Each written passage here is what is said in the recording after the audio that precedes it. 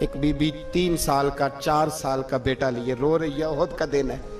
سہیلیاں پوچھتی ہیں تو کیوں روتی ہے؟ وہ کہتی ہے دیکھو میرا خامد بھی بدر میں شہید ہو گیا، بھائی اور باپ بھی۔ دل کرتا ہے کوئی جوان بیٹا ہوتا تو آج مصطفیٰ کے ساتھ اسے ہی بھیج دیتی۔ کوئی جوان میرے پاس ہے ہی 3 سال کا تو کیا کروں؟ 3-4 سال کا بچہ کیا کرے گا؟ پتہ نہیں کیا دلیل آئی، اچانک اٹھی، بیٹے کو سینے سے لگایا، کپڑا ڈالا، مسجد نبوی پہنچ گئی۔ حضرت بلال کہتے ہیں مجھے ملی، کہنے لگی بلال مجھے پتہ ہے حضور تیاری کرا رہے ہیں جنگ کی، پر 2 منٹ اگر میری ملاقات ہو جائے۔ بلال حبشی کہنے لگے حضور ایک بی بی ضد کر رہی ہے۔